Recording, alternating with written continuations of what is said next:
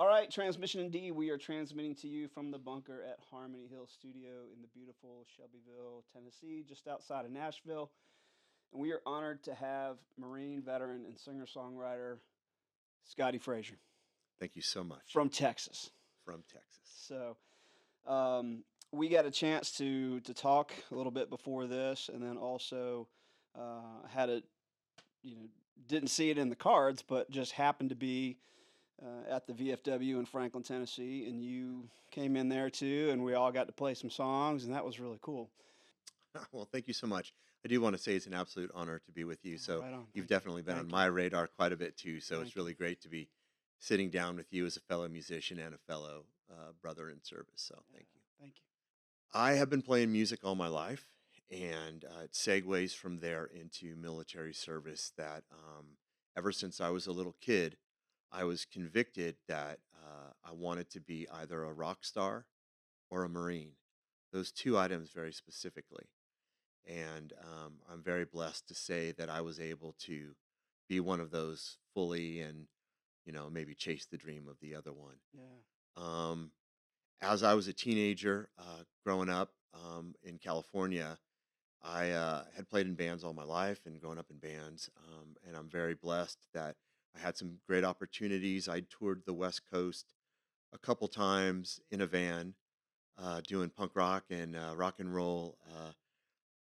By the time I even joined and enlisted, and so I had played in bands and toured up and down the West Coast and done that kind of thing and done music. But as I got into my early 20s, something was missing, and I wanted that bigger challenge, and for me, that challenge was the Marine Corps. So I enlisted in my early 20s and shipped off to boot camp in San Diego and began my military journey. So you were living in SoCal? Where in I'm living California? in Northern California in the San Francisco area. Oh, So okay. it's in the San Francisco area and in San Francisco specifically, a place I have not been back to in a very long time. Yeah. But that's where my upbringings came from. In history. That whole area was just so big for music. Everybody, all the bands of all different levels, all intertwined. And I had the blessing of in Portland, playing the same stage that Nirvana had played when they were cutting their teeth at the Yeah. Satyricon. Yeah. Very blessed to have played at the Fillmore, where Jimi Hendrix and Led Zeppelin had played, Right. and traveling down to Southern California to play places like the Whiskey, where Motley Crue and all those Mm-hmm. bands. So I was, very very blessed to have some big shoes to follow. Yeah, it's such an incredible opportunity to play some of those stages. A lot of those clubs, rites of passage clubs is what Right. I call them, where everybody's kind of been through there. But yeah, wow, what an experience! What Yeah. was your favorite out of all those? I would say the mountaintop of that was pretty much well the Fillmore. Mm, Just having be behind the stage or under the stage where their backstage area is, and knowing the pedigree of the inspirational stars that have come through there, yeah, and to be on that big, big stage to a pretty full house that night of screaming people. So it was yeah, really cool. that's a good feeling. Yeah. That's a good feeling. So you did your touring as like in rock, punk rock. hmm Okay. And like, was that full on? Like, that was the sole, that was, you were a full time musician, just gigging, living the musician life? Pretty much well. Pretty much well. It was a lot of trips. We were up and down the West Coast from Canada to San Diego on a pretty regular basis. Had cut our first record of that first band I was in at a place called the Gilman Street Theater, where Green Day used to play there, and we used to play there all the time when we were all kids, and Yeah. all that kind of. So there was just a lot of pedigree and a lot of really cool stuff going on there. Yeah. Yeah. So it was really cool. That's a great feeling to be in those clubs and just kind of feel that energy and be like, yeah, this is great. Absolutely, Yeah. absolutely. So you're out touring, and then where did the military come into that? I'd always been very patriotic. I am the child of European immigrants, first in my family born in America, and my family uh, taught me how to wave the flag Mm, and nice. instilled that pride. My dad was a war veteran, and they taught me to wave the flag and to be proud of America. And I just wanted to serve. I wanted to follow in the family footsteps of my dad. And there was just something about the Marine Corps. For me, it was really the best of the best. I've always been a very challenge oriented guy. I was always attracted to music groups that were larger than life, like Elvis, like Kiss, and bands like that. Um, and with those challenges, like I said, I wanted that bigger challenge. And I did not want to go through my life without having experienced the military. And for me, it was the Marine Corps. Yeah. So you just decided you're going to roll down to the recruiter's office and just sign up? Like, what was that pathway like? The pathway it was a lot of work. They weren't super crazy about me at first. Here comes this guy with long hair and, a hole in the side of his nose from an earring and rock and roll and all that kind of thing, and probably tight jeans. And I was really interested in enlisting. They weren't super interested in me.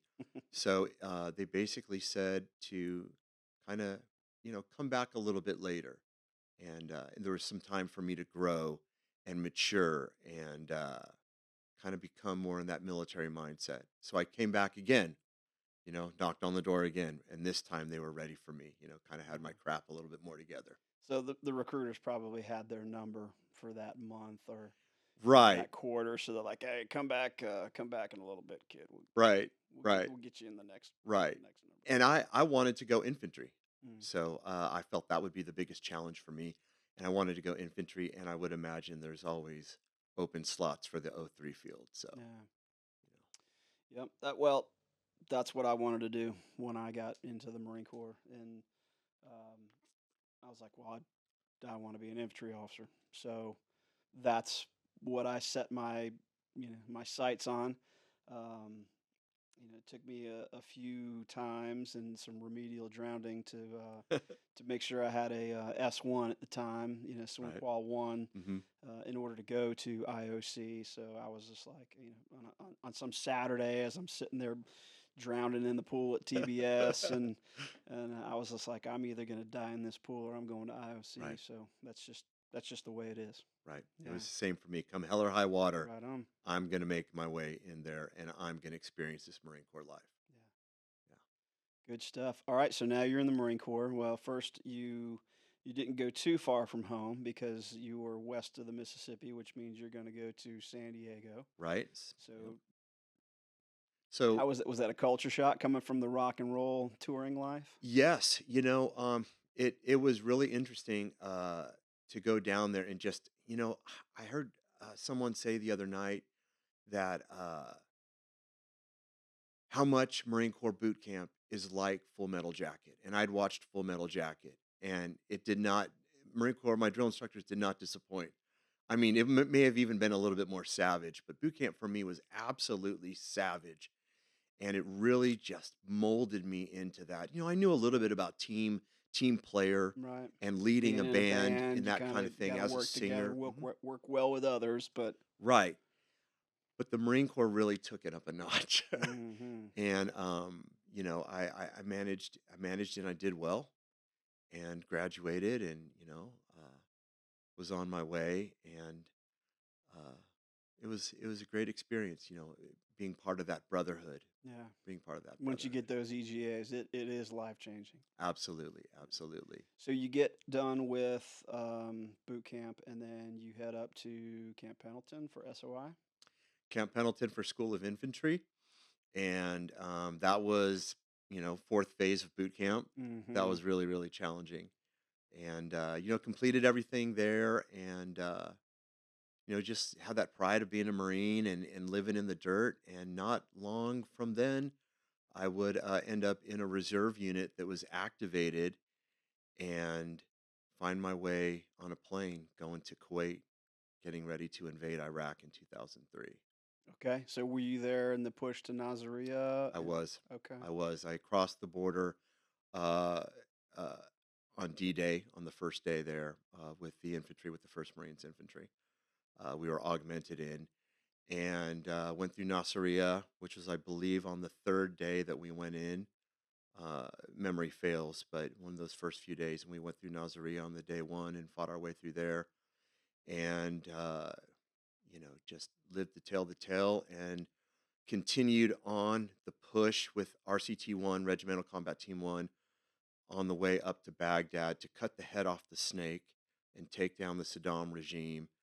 And it was basically just gunfire and firefights, and struggling to survive, and human suffering and hardships untold, city after city, village after village, all the way to Baghdad. And then there's that shared suffering with, your brothers and sisters, Marines that are out Right. there and all the services that are out there, and just kind of Absolutely. going through really a moment of history. Right. Right. I was very, very proud to be there. Um, I mean, a lot of people don't realize, but we're talking about that suffering, and I definitely mean that suffering alongside my brothers and sisters in arms.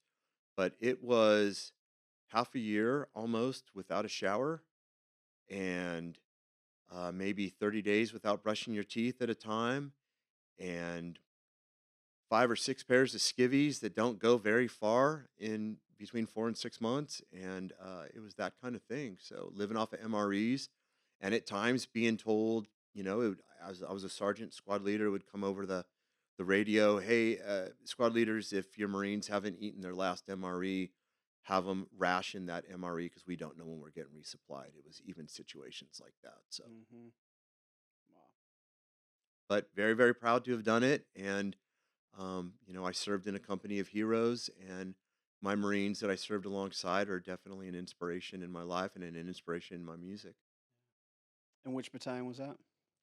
2nd Battalion, 23rd Marines, Yeah, 223. All right. 223. And then 23rd Marines, based out of San Bruno, which is, Hmm.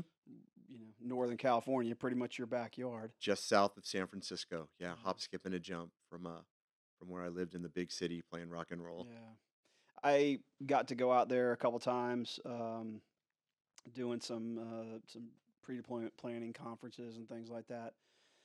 And it's crazy because you're just walking down the street and you see Google and YouTube and Right. all these big text, and then you see this really ugly, gray and red building just in the middle of all of these townhomes and condos that just completely surround. Wow. It's just it's crazy. I mean, it's a valuable piece of property that we're holding on to with a bunch of really, ugly green vehicles and Right. It and old wasn't quite, government buildings. didn't have all the big expensive businesses surrounding it when I was there. It was kind of the military cemetery across the street, and some small shops and stuff. But it's definitely grown up since I haven't been back there in quite a long Oh time. So yeah, yeah. You're over in Nazaria. You get done with that deployment. Did you go over on like the Kearsarge and some of the ships that were going over, or how'd you get there? we Or you said you flew flew to Kuwait. we flew commercial aircraft Mm-hmm. to Kuwait, and a little jitney bus picked us up from Mm-hmm. the airfield and took us to Camp Coyote in the middle of the desert, and commercial air took us on the way back. So I actually flew first class. The only time in my life I flew first class was on my way to Kuwait. Good. So I was pretty Good convicted stuff. I wasn't coming back. So I was like, well, if this is how I'm going down, then it's a good way to We're go. going So first class, going baby. first class all the way. Yeah. Good stuff. So what happens after that? After we come home, Yeah. after we come home, I faced a lot of challenges. I had some neurological issues, and a lot of heavy depression, anxiety, and that sort of thing as I got out. So I was on med hold for a while as Naval Hospital Camp Pendleton was trying to figure out some of those things, Yeah. and kept me on active duty for a while doing that. And when I got out, it was just a lot of the feeling of, I wasn't with all my brothers anymore. And as much as we ribbed each other and pounded on each other, it was that brotherhood and that family is really the only strong family unit I'd ever known Yeah. was Echo 223 and my Marines. So it's just trying to find yourself again. With my neurological issues, I got out of the Marine Corps my time with a tick and a stutter so bad that I basically had to relearn how to speak and how to eat, how to drive, and things like that. And the VA was helpful with some of that. And maybe most helpful was music. Music was always there for me. Yeah. Was it down there where when you were recovering, or you just kind of had it on the back burner from when you had done it before? You know, Marines are a crafty bunch. And no Mm, matter where I was, Guantanamo, the desert of Kuwait, I always seemed to stumble across a guitar and strum it.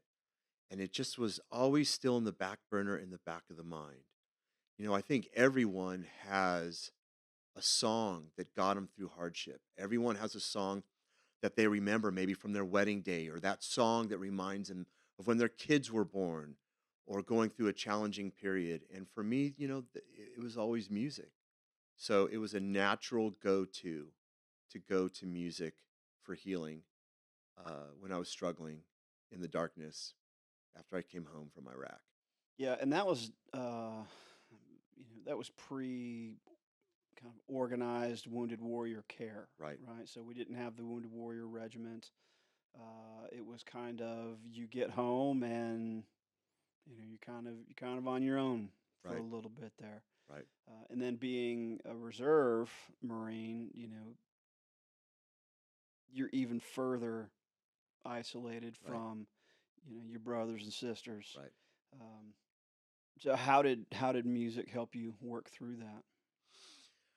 You know, the long and short of it is really that uh, I've battled with nightmares uh, ever since I came home, and those nightmares actually started in the desert over there. And you know, at times, instead of reaching for the bottle at 3 o'clock in the morning after a nightmare, I'd reach for the guitar. Mm, And one of my best friends, who was my squad corpsman in Iraq, gifted me this acoustic guitar, and that is it's from a brewery in Texas called the Shiner Brewery, and it was a gift shop guitar, $99 guitar. hmm And though it's nothing super expensive or custom made or whatever, all of my music has been written on that gift shop guitar. Nice. Most of which at 3 o'clock in the morning after a challenging night of sleep. Well, that's a good thing to reach for. Right, Not a lot of people have that. Hopefully, more people will. There's a lot of organizations out there like Guitars for Vets and different programs. Creative Vets is out there. A lot of opportunities for veterans to go and learn how to play or learn how to draw or paint or do something right, creative, right, do something constructive with your time, versus just laying on the bottle or whatever right. pills are being fed to you. Right. And so I started crafting this music. I mean, to piggyback on that, I wanted to do something that was positive and uplifting. I wanted to play rock and roll, and I love country music, and the blend of the two of those that Texas does so well. Hmm But I wanted to say something more, and I wanted to speak positivity and hope into people. So, like, I wrote songs like my song "Never Surrender," which the chorus says, "I will never surrender on this life." And it was really a rally cry against the veteran suicide epidemic. But what I want to do with my music is that when people hear it, and if the chorus is catchy and they can sing along, and sometimes the more we say things, the more we believe them, and that it would get in people's heads and it would be a rally cry for people to say, I will never surrender on this life. I want to try to live forever, and those positive messages. No, it's a beautiful thing to be able to take something so negative and turn it into Right, a positive or into a way that other people can heal.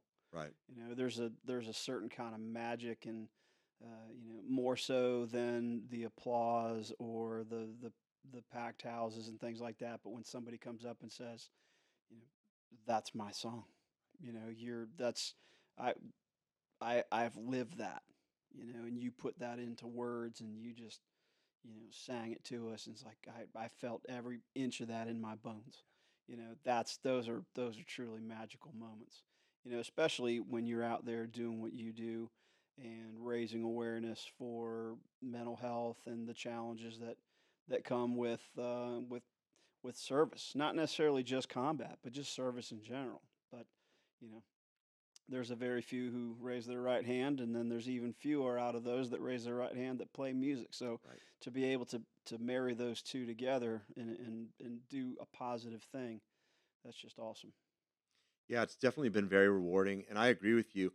I play shows to from 5 people to 1,000 people, depending on what the event is in the venue. And every single performance, somebody's come up to me after the show and said, "Hey, Scotty, that song, whether it's Do or Die, whether it's Live Forever, or whatever song of mine, Half the Way Home," said, "That's my song. That's my story too." So I like to say I write these songs. These are all original songs that I write, but I can't take full ownership for these songs because they're all our Yeah, songs. And I try and write stuff that everyone can connect to. I want this to be more than just about me. I want it to be about all of us. yeah. Help all of us. Every person you meet in life, you've heard it before, is fighting a battle. Me, I'm just trying to find my way home one song at a time, and hopefully I can bring a lot of folks home with me. Find my way home, one song at a time. That's Yeah. great. I love it. Good stuff. So you have, I mean, I noticed that you have four singles out in 2025, Mhm. and we still have what several months to go before the year ends. I mean, it's like you seem to be cranking them out, but one of them that seemed like kind of started the ball rolling was American Made. Mhm. Yeah, and it looks like you got a really good response from that. I had a chance to listen through that a few times, and I get some of the things that I was hearing and feeling. Uh, feeling, I had it. There's hints of Toby Keith in there Mhm. just from some of the topics, but then there's like a Mellencamp kind of Americana in there. There's no denying the rock. There's little hints of country in there. There's hints of I mean, it's just it really does kind of meld down into American music Yeah. sung Thank by you so an much. American warrior, and that's a great thing. Yeah. Thank you so much. I mean, there's so many inspirations that I have sonically, and like I said, my inspirations for word wise is my personal story of service and that hell and back road in the search of life's hard fought victories and finding my way home. And I hope all of these songs cross over to everyone who's riding that hell and back road. But yeah, I love a lot of the Americana, that rock and roll, that Mellencamp, that Tom Petty, and all that good stuff. And it's And then very down where you inspirational. are in the Houston area, Hmm. that the red dirt Absolutely. Texas country that's down there. Randy Rogers, Wade Bowen, Yep. all the folks. Just I became a huge fan of that. Yeah. Love all that music, and so proud of. I love being here in Tennessee. I mean, this is my second most favorite place on earth, but Texas is pretty special. And Texas, like Tennessee, is very good to their veterans and very strong music scenes in Texas as well as here in Tennessee. Oh So, yeah, I've got my sister lives down in Austin. yep. I got a chance right after I got back from Iraq. I got a buddy of mine, Edward McCain, and he was touring around and asked me to do a couple shows. So one of them I got to do Antone's Yep. down on Downtown Austin. Yep. downtown, and then we shot up to the Dallas area, did the Granada Theater, Hmm. and just hit some of those places. But Really cool. what a rich history, you know, of music it is down there. And like you said, Texas is absolutely phenomenal to the veterans, and so is the great Tennessee here too. Absolutely. Absolutely. Yeah. One of the things that I saw on your website is you were talking about big exercise that was happening, and you were able to pull a guitar out and play for your your squad, your platoon, your company, and Right, all that stuff. right. But um, what was that like? You know,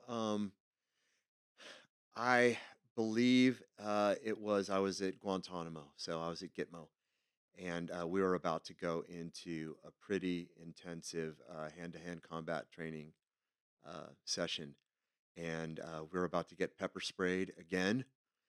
Good times. Good times, yes, with the best of friends, and Shared suffering. I was able to get a hold of a guitar and break it out, and I just broke into song and just tried to kind of calm us through there, like stay focused, stay hopeful, and put our minds on the music. And once again, music, even in adversity, calms the savage lion and calms the heart. And we went through that training cycle, and we all did really, really well. But found a guitar. Marines, like I said, are crafty, and we can always find coffee, beer, and guitars, I Yeah. guess. So, No, I was a young little lieutenant, and we were rapidly deployed to Cuba in Gitmo. This was back in '94. I know I'm aging myself, mhm, but once things had settled down, we kind of got into a rhythm. My folks mailed me my acoustic guitar. awesome. Right. So then next thing you know, you're sitting out in front of the tent, and now you got a couple people. Next thing you know, you got more people, and the next thing you know, you got a whole, you move it inside so you can Right. cool down, but and it was such a way for us to connect on a different level. One of the things that it was really uh,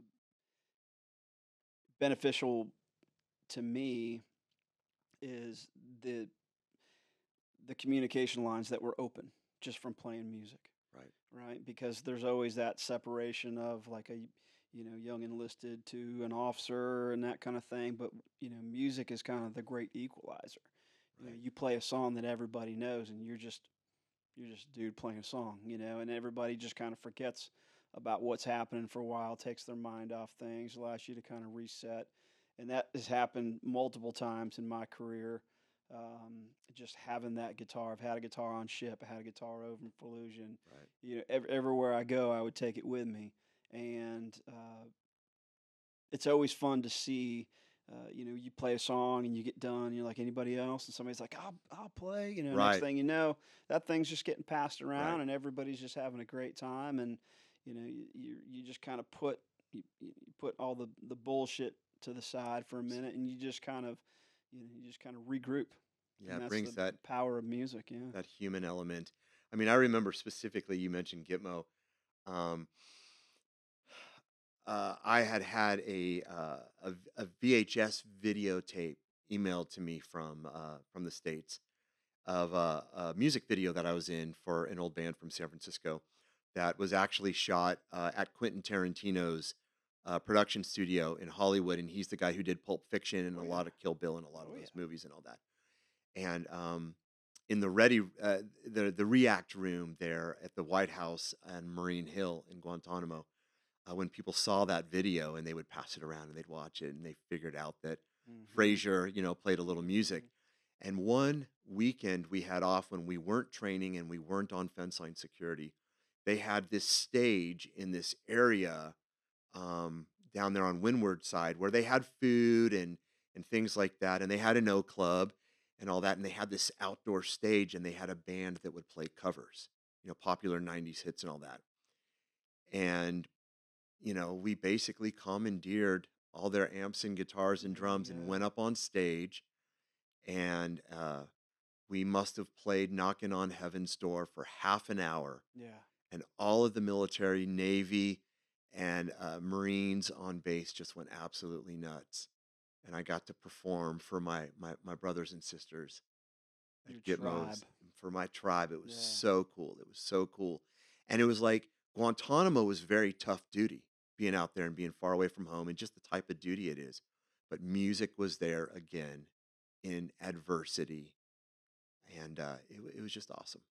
Yeah. There was a lot of times when I would just pull out the guitar and you don't really think about it. But now, post retirement, and you think back to those situations or opportunities, or um, and then you realize just how important they were Right. in decompression and expression and all that kind of stuff. So it's such a powerful tool, and I wish that more veterans would get involved with it. But one of the great things about this podcast is bringing in people in the music industry. So whether they're singer songwriters or they're in a band, or they work in music, not necessarily as an artist, but the business of music. It's just I love hearing those stories, and I think Right. it's cool that there's a lot of veterans out there doing it. And one of the things we want to do here is kind of raise that awareness and let people know that there's some cool folks out there that are playing music or they're in the music business, and oh, by the way, they happen to be a veteran. Right. Which I think just makes it all the better. Yeah, I love it. It's an absolute honor. I like to say it was an absolute the greatest honor of my life to serve in the U.S. Marine Corps, and now it's an honor to serve with music, to give back. Music gave so much to me, and now I want to give back to other people with music. Yeah, and you're doing it right. So that's the Thank you. post Marine Corps mission. Right? Yeah, the Yeah. mission is the music now. So one of the things that I like to do on this show is highlight different organizations that support veterans or that have maybe helped you, people that you want to say, hey, thanks, or other singer songwriters or artists or folks, veterans in the music industry that we need to be aware of, that we need to put on everybody's radar, Right. because this is our tribe. Right. And for us to be able to say, hey, have you checked out this person? Have you checked Right. out this person? And that's the one of the goals with this show, is just kind of reach people and find some the hidden gems out there like you. So this is my chance to name drop my brothers and sisters. Man, please do, please do. I'm glad I get the chance to.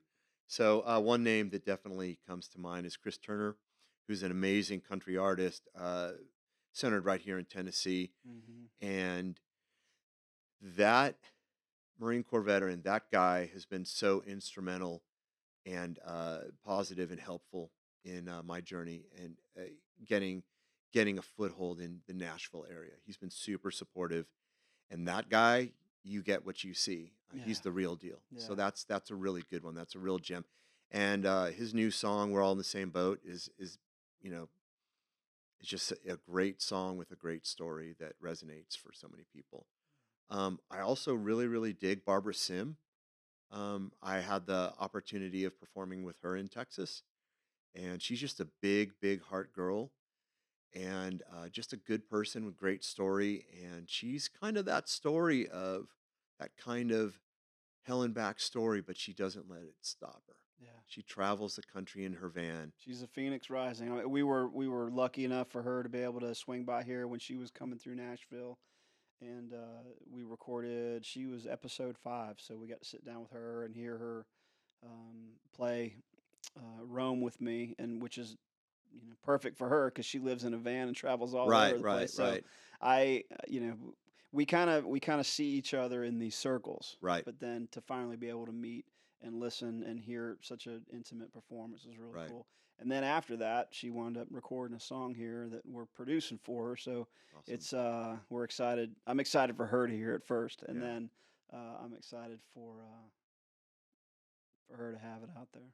yeah, awesome. I mean, some other names that come to mind is like someone who's getting some really good success is Sal Gonzalez, and that's another Nashville guy, and he's inspirational, and he's got some music that I will listen to when I'm relaxing in the evening, and he's got some music that I'll listen to at the gym. Oh yeah, So that's a good one. Also, I got to give a mention to my Texas brother Shannon Book, Doc Book. yeah. Shannon was Uh, just here. Sal was episode 1. Barbara episode 5. Shannon episode 6. right, And I ran into some of the same circles with right, Shannon, but really got to know him post yeah, Marine Corps and post Navy for him. But just another veteran out there doing great things with his Hmm. music and with his message. And we talk from time to time on the phone. He's pretty inspirational. I've had the pleasure of being able to perform with him at one of the events for that I've put on for my organization, Sergeant Records, one of our events. And yeah, he's just a really good dude, and keeping that mission of doing some positivity for people. So For sure. Yeah. Sergeant Records, you mentioned that. Tell us more about that. Sergeant Records is a record label slash music production company that I started with my wife, and with a mission of bringing hope and empowerment to America's warriors and people struggling through hardships. So we cross from the green side into the blue side into the civilian side, and we just want to bring some hope and help veterans get their story out there. People who are struggling, get their story out there and help people heal. We put on shows and concerts in Texas out of Houston, and they usually have a charity type of focus. They're built around. We're getting ready to do our third annual toy drive concert, which we will be getting toys that will go to struggling veteran families for their kids for Christmas. Beautiful. And we have a regular charity that we do, which is we call it Operation Baby, and it's a diaper and diaper wipe drive for struggling young teen moms at the Anchor Point Pregnancy Center uh, in Houston, Texas. So we like to say we're trying to cover your butt. Haha, So just trying to nice. do some stuff and give Yeah, back to an help organized folks. way of giving back. And if people want to find out more about that, they can go to sergeantrecords.com and find out about our Operation Help programs, and just trying to give back through music, give That's people a awesome. voice, and get some diapers for some kids, and get some toys for some kids, and do that kind of thing. I never really understood the whole diaper phenomenon until we had our first child, and then the rate in which we were just burning through Right, diapers. I'm like, wow, right, this is a thing. So you wind up going through going through what seems like millions. right. And it's so important to get help for these young girls and these young families. This is a teen pregnancy center, and people can find them at anchorpoint.us, if I can give a push out there for Please that. do. And what they do is when these young girls get pregnant, and they choose to have the baby to go forward with the pregnancy, Anchor Point ensures that these girls have what they need. A lot of them get kicked out and have nowhere to go, and Anchor Point will put them in their hope house and give them a place to live, give them skills, help them get benefits, help them learn how to fill out a job application and how to feed a baby and that kind of thing.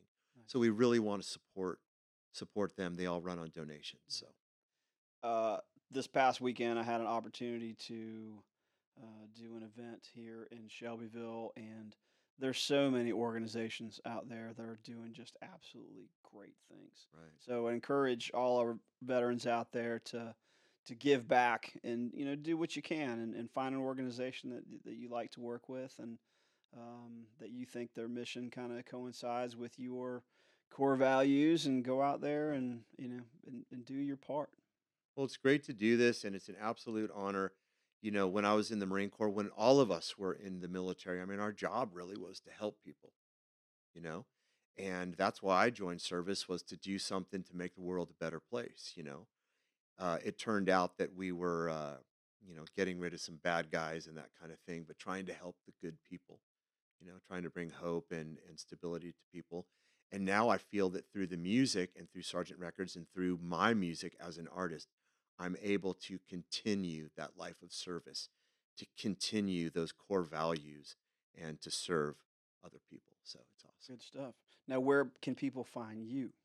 People can find me and my music.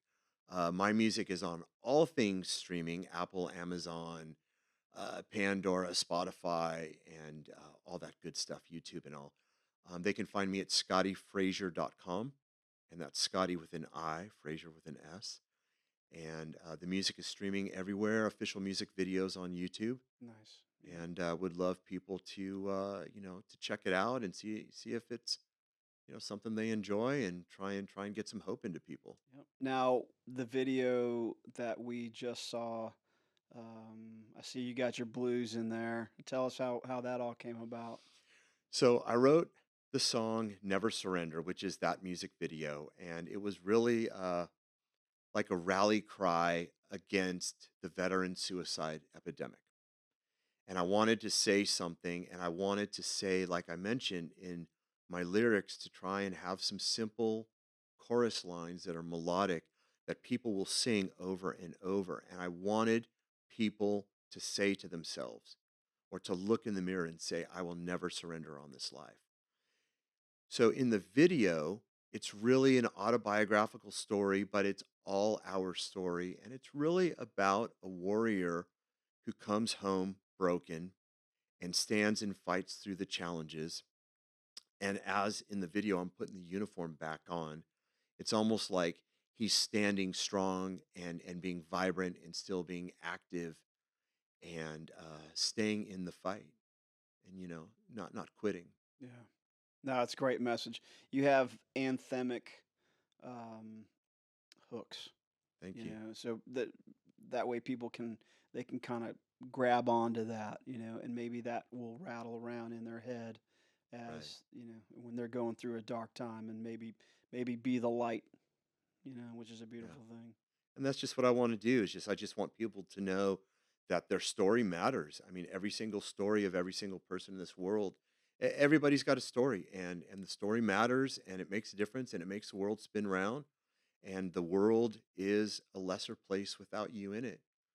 And if I can get that message out by playing some rock and roll and some country and making people smile and maybe dance a little bit, then it's all good. The mission continues. Yeah, that's good stuff. When we were at the VFW the other night, I was asked to come play a songwriter round. I knew Chris Turner was going to be there. Mhm. We just talked about him. Um, Dave Lenihan was there, and just some great writers. And it was fun to be there, but it was also really a great opportunity to meet you and to meet the great folks at that post. What a And great night. What a great night that was. you just feel the camaraderie. I think there's a little bit of a stigma that comes along with the VFW, and it's the crotchety old, folks that are in there, and but it was just like you walk into a room full of your tribe, Right. regardless of age, or everybody there that night was there to listen to music or to perform music, which makes it even better, Right. and something that I can really relate to. But then also talking to just the patrons that are there, and guys that went through Vietnam or were just after, or there's a whole host of veterans that are in there. But I really just enjoy the fact that you get to go into a VFW or a veteran organization and play music. That just Yeah. makes it even more special. Right. And what a great thing, once again, uh, music helping people through adversity, and everyone who was in that building had served and gone through some form of adversity in their own way. And there was you and Chris and those two other great songwriters bringing music, telling stories, and just helping us all through it. You know, Yeah. for me, I love writing music. It's my healing. Like I said, the nightmares come at 3 o'clock in the morning, and I choose to grab the guitar and I put out this music. I'm very blessed to have a great studio I record out of in Houston, Texas, with a Grammy nominated producer and engineer. And for me, I put out this music and I'm just trying to earn that plane ticket home. That plane Yeah. ticket I got. I'm just trying to earn my way back and pay it forward. Right on. Tell us more about your producer. I am very blessed that I work with a master engineer and longtime producer named Kevin Bomar, Grammy nominated producer out of Texas, and he has done all my songs as we work together, and just has taught me how to be a better musician, better songwriter, better vocalist, and I'm constantly growing and constantly learning, And I really love the story about when Eric Clapton was in an interview and he said, "Hey, I got to go after this interview because I've got guitar lessons." And somebody said, "Oh, that's really, really cool. You're teaching some kid how to play." He said, "No, man, I'm taking lessons." So even though I'm at, this whatever stage in my career right now, I'm still trying to learn. And I'm very blessed to have someone really awesome to be learning from. Nice. Yeah. You got to always remain a student. You got to Right. continue to learn. I went to an event last week with an organization called Freedom Sings, and they sit down and they write songs with veterans. And we had Don Goodman, who has written tons of hits, most notably Old Red for Blake Shelton. Um, and then he brings in some of his Hall of Fame songwriting friends, and just the opportunity to be able to sit down, and that's one thing that might be a little bit specific to Nashville, and but there's different chapters that are out there. So if y'all want to check out Freedom Sings, um, you know, and for all those folks that are going to be coming on this show, um, bring the people that you want to brag about because it's Yeah. important. It's important to talk about them, versus kind of discovery learning. Sometimes people will either show up in an event because you're playing or I'm playing or whatever, and they go for that, but then they learn about all these other great things that are happening Right. around them, Right. So, um, anybody else you want to brag on? Tell us about the folks that are on the back of your T-shirt, Okay. Well, and thank you for the T-shirt, by the way. I absolutely, will wear it with absolutely. pride. On the back of the Never Surrender, we are on the Never Surrender tour, which will be going to different cities and going to different places for the rest of the year. And we have great veteran-owned businesses that are sponsoring this tour and helping us keep it on the road. And I will give. Yep, that's All right, so the folks that are watching on the YouTube or on Spotify, here is Scotty's shirt. The Never Surrender Tour, Scotti Fraser Band, made in the USA. And then he's also got some folks here on the back, and I'm going to let you tell us about them. cool. Well, we have some sponsors that are sponsoring this tour, and notably of which is Indy's Coffee Bar and Speakeasy on Galveston Island, Texas, in the greater Houston area. And it is a veteran-owned establishment. It is a incredible singer-songwriter music concert venue. They do legit coffee there. Mm, They also serve beer and wine and pastries and light food and stuff like that. And they really have built this venue to be focused around the artist. beautiful. So they are So one they of don't the have you standing on a stage with a bunch of TVs surrounding you with all of the different games on them, and nope, nope. you're just the musical wallpaper. They actually focus on it. Yes, it's Yeah, I built love it. around the artist to inspire independent artists one cup at a time, they like to say. Beautiful. So I'll give a nod out to my man Brandon Jones and his wife, the owners there, that are sponsoring this tour. Also, Magical Vacation Planner by Kelly Bretz, MVP. MVP. And what they do is they do cruises and take you to that happy place. Nice. So they're a great sponsor of ours. And also Semper Fi and America's Fund. Love them. Love those Love guys. Semper Yeah, Fi Fund and America's Fund, and wow, what a great organization. right. And to know where they came from and how they evolved. One of my assignments in the Marine Corps, I was the XO at the Wounded Warrior Regiment, and got to work with those folks and meet them and just see the goodness that they do Right. firsthand, and for families, for veterans and their families, they just bend over backwards, and I love bragging on them. I love seeing them uh, and supporting you. It's Right. fantastic. And also Redline Print. Um, they are our printing company that made the shirts, and they are one of our sponsors supporting the tour and veteran owned company right there. All of these organizations you can find online anywhere, and they'll do business with you across the country. And if there are any viewers out there that would like to also sponsor the Never Surrender Tour and help it keep going, they can reach us at sergeantrecords.com and find out how they can get involved to sponsor and support and keep the mission going. Yeah. That's awesome. I know that Barbara is out there and she's driving around all over the place in her van, and she's got a QR code on the back. And anything that we can do to kind of highlight how to support you and folks that are out there doing great work with music. Um, yeah, I love doing it. I love seeing it. I need to give Redline a shout because Yeah. I know we're talking about doing some merch for the Harmony Hill studio here, and then also for VetTunes. So Yep. They'll help maybe you we can design it we can talk to them. print it and ship it out to you. Nice, nice. All right. So once again, tell us where people can find you on the socials and the webs. They can find me under Scotti Fraser Band on Facebook, Instagram, and X, and coming soon to TikTok. There you go. They can find all my music on all things streaming and YouTube Good worldwide. stuff. And to make it simple, Scotti, and then Fraser, Fraser. That is correct. Yeah. ScottyFraser.com.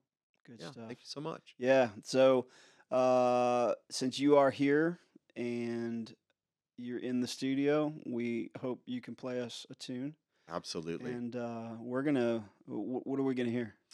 You're going to hear the title track of the tour. That will be the title track of the upcoming album, coming soon to a streaming and vinyl release in 2026. Nice. And the song is Never Surrender. Good stuff. Do you have anybody you're looking at for the vinyl pressing? I was looking through one particular company, but I am open to suggestions. Okay. Well, one of the folks that I met here in Nashville, he is actually still serving in the United States Marine Corps Reserve, and he works up at URP, United Record Pressing. Awesome. And he, right here in Nashville, he gave me a private tour of the facility. Wow. So, kind of got to see the behind the scenes of Santa's workshop when it comes to vinyl. From their mastering house to where they make the what they call the mothers, which is the master stamp, to when they stamp it into different colors and all the cool stuff. I had to sign an NDA walking in there because of all the different bands and the new stuff that's coming out, and you see things and of different artists and whatever, but we can't talk about that. But anyways, URP, Philip over there, just a I'll solid check him guy. out for sure. Yeah, I'd really, really like to check him out. Yeah. absolutely. All right, so Scotti Fraser, the tour is the Never Surrender tour, and then we are going to reset for him to play his track, Never Surrender. And one of the things about the VetTunes is we will take his song and we multi-track it here in the studio, and then we will put it out at the end of your podcast, but then we also do it as a standalone video. So we have a playlist over at the VetTunes podcast. You can go to vettunespodcast.com, or you can look us up on YouTube. And if you do, please subscribe and hit the bell and do all that kind of like, share, follow stuff. But we got a lot of cool performances, and they are, unique to the people who are here playing them. And can't wait to hear it. Awesome. All right. Looking forward to it. We have been talking to Scotti Fraser, United States Marine Corps veteran, out there doing great things with music and with his fellow veterans. So we are going to do a quick pause and then get you all set up and hear Never Surrender. Sounds great. All right, brother. Thank you so much for coming by the studio. Thank you so much. Appreciate you, brother. Absolutely.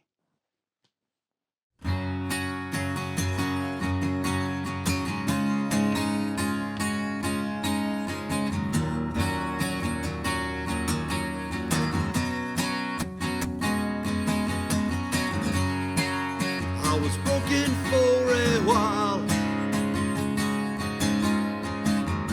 a drop of blood for every mile I'm on.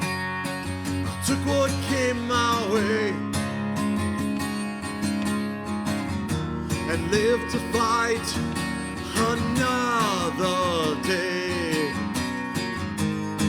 But if today is all I get, I'll make my mark and you can bet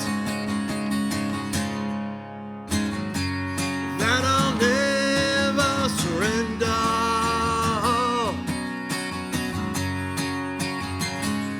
on this life. And I'll never surrender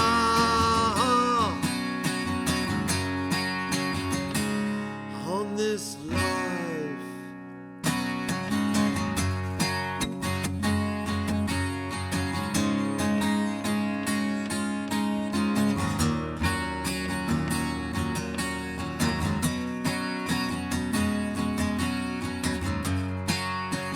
I can't change the past, but I can change how the story turns. 'Cause it's not mistakes that make us, but the lessons learned. Because what doesn't kill me will make me stronger in the end. And I'll never surrender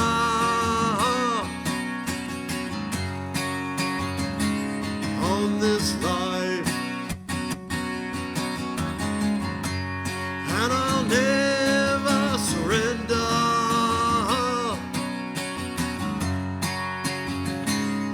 on this life.